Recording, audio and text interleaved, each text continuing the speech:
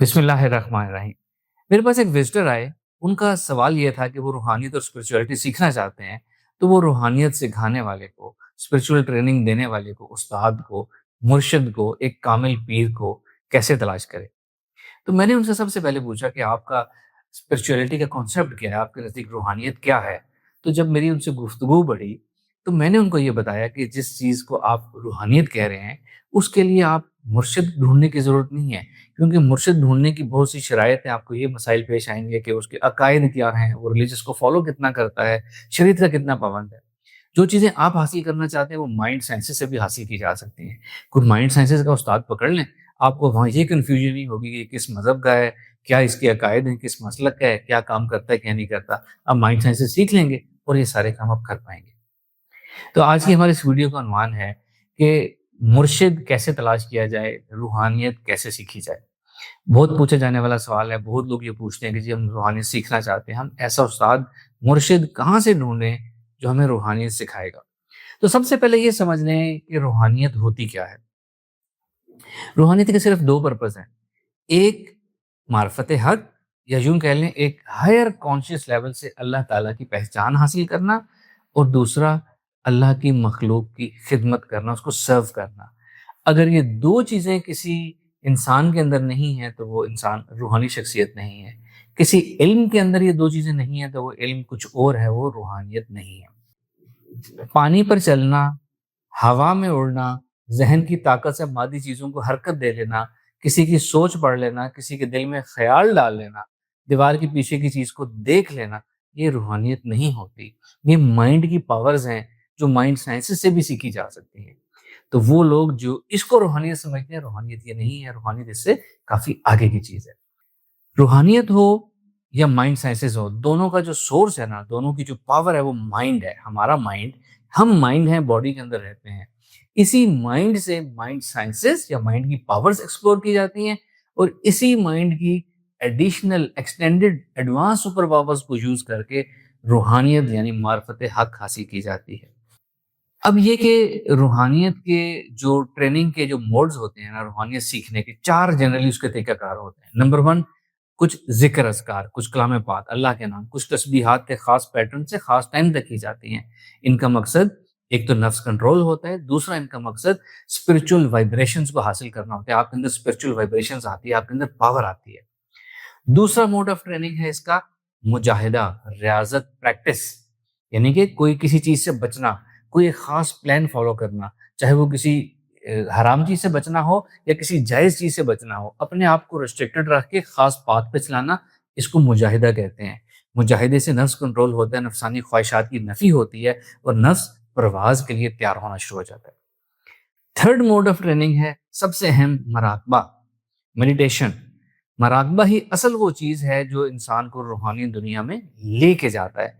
जब नफ्स, या जिसको रूह समझा जाता है, जब वो जिस्म से निकल कर परवाज़ करता है और रूहानी दुनिया में जाता है, तो इसको हम मराकबा कहते हैं। 90% स्पिरिचुअलिटी जो है वो मराकबा से होती है। जिसको मराकबा नहीं आता, जो रूहानी दुनिया में जाना नहीं सीखता, नहीं जानता, उसको हम रूहानियत नहीं कह सकते। और नंबर 4 मोड ऑफ ट्रेनिंग जो है स्पिरिचुअलिटी लर्निंग का, वो ये है अपने मुर्शिद से स्पिरिचुअल कनेक्शन, स्पिरिचुअल ताल्लुक, नेटवर्किंग, सोहबत जिसको हम कहते हैं। इसकी मिसाल ऐसे है, जैसे एक मेटल को अगर हम एक मैग्नेट के साथ कुछ अरसा लगा हुआ छोड़ दें, तो उस मेटल के अंदर भी वो मैग्नेट की सलाहियतें आना शुरू हो जाती है और वो खुद मैग्नेट बन जाता है। बिल्कुल इसी तरह सोहबत मुर्शिद, मुर्शिद से ताल्लुक, मुर्शिद से कनेक्शन, मुर्शिद से अकीदत, मोहब्बत, इंसान के अंदर वो स्पिरिचुअलिटी ऑटो ट्रांसफ़र करना शुरू कर देती है, जिसको हम फ़ैज़ रसानी कहते हैं। वो ऑटोमेटिक फ़ैज़ रसानी होती है और स्पिरिचुअल ग्रोथ होना शुरू हो जाती है। ये 4 अहम ज़राए हैं रूहानियत के सीखने के।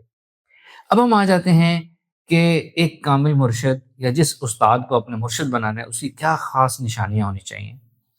किताबों में, यूट्यूब पे, इंटरनेट पे आपको बहुत सी निशानियाँ मिल जाएँगी। मैं आपको सिर्फ़ 4 अहम निशानियाँ बताऊँगा, वो काफ़ी हैं। नंबर 1, ऐसा शख्स मुर्शिद बनने के काबिल है जिसके पास रूहानी इल्म हो, जिसके सीने में रूहानी इल्म मौजूद हो। कंडीशन नंबर 2, उसके अंदर वो रूहानी इल्म मुंतकिल करने की सलाहियत भी हो। ये नेक्स्ट लेवल है। रूहानी इल्म होना एक बात है, اس علم کو منتقل کرنے کی صلاحیت ہونا یہ دوسری بات ہے۔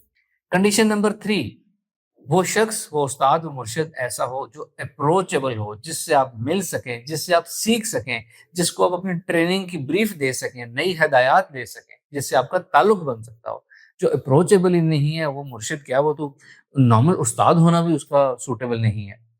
اور کنڈیشن نمبر 4، ایسا شخص، ایسا انسان، ایسا شیخ جس کا نام سن کے، جس کی باتیں سن کے آپ کو ایک انجانی سی کشش محسوس ہو، آپ کے اندر سے ایک لنک محسوس ہو کہ یہ میرا مرشد ہو سکتا ہے، یہ میرا استاد ہو سکتا ہے، مجھے اس سے رابطہ رکھنا چاہیے۔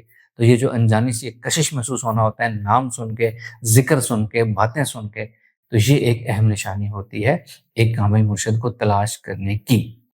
جو باقی نشانیاں دنیا میں مشہور ہیں، مثال کے طور پر یہ کہا جاتا ہے کہ سب سے پہلے آپ یہ دیکھیں کہ وہ شریعت کا پابند بھی ہے کہ نہیں ہے۔ بالکل بات درست ہے، لیکن اگر آپ سب سے پہلے یہ دیکھیں گے کہ شریعت کا پابند ہے یا نہیں ہے، آپ 50-100 بندوں سے ملیں گے، اتنا انرجی ٹائم صرف کریں گے، اور جو شخص آپ کے شریعت کے معیار پہ پورا اترے گا، بعد میں آپ کو پتا چلے کہ اس کے اندر روحانی علم ہی نہیں ہے، منتقل کرنے کی صلاحیت ہی نہیں ہے، تو وہ شریعت کا پابند تو ہے، ایک اچھا مسلمان تو ہے، لیکن مرشد نہیں ہے۔ تو پہلے آپ نے یہ چیزیں دیکھنی ہے، روحانی علم ہے، منتقل کرنے کی صلاحیت ہے۔ جس کے اندر یہ 2 چیزیں ہیں نا، میں آپ کو گارنٹی دیتا ہوں کہ وہ شریعت کا پابند ہوگا ہی ہوگا۔ تو یہ چیزیں آپ نے ڈھونڈنی ہیں۔ اب سب سے اہم سوال ہوتا ہے کہ ایسے انسان کو تلاش کیسے کریں؟ لوگ یہ پوچھتے ہیں کہ ہم کیسے تلاش کریں ایسے انسان کو؟ تو اس کا سیدھا سا جواب ہے، اس کے اوپر محنت کرنی ہوتی ہے، اس کے اوپر ریسرچ کرنی ہوتی ہے۔ آج کل ایک عام انسان جو میری ویڈیو سن رہا ہے وہ یہ ریسرچ کیسے کرے گا؟ وہ گوگل سے پہلے پوچھے گا جی اسپرچول ٹریننگ مرشد استاد پاکستان یا آپ کے ملک میں کون کون سے ہیں، ان کی لسٹ بنا لے گا۔ پھر یہی سوال آپ یوٹیوب پہ دیکھیں کون کون ہے، اس کی لسٹ بنا لیں۔ پھر ڈفرینٹ اے آئی کی ایپس ہیں، اے آئی کی ایپ سے پوچھیں جی میں نے روحانیت سیکھنی ہے، کون کون آج کل سکھا رہا ہے پاکستان میں، میرے ملک میں، میرے شہر میں، لسٹ بنا لیں ان کی ایک۔ آج کل جتنے بھی لوگ روحانیت سکھا رہے ہیں سب کی اپنی سوشل میڈیا پروفائلز ہیں، سب کی پلیٹ فارمز ہیں، سب کی تعلیمات آن لائن موجود ہیں۔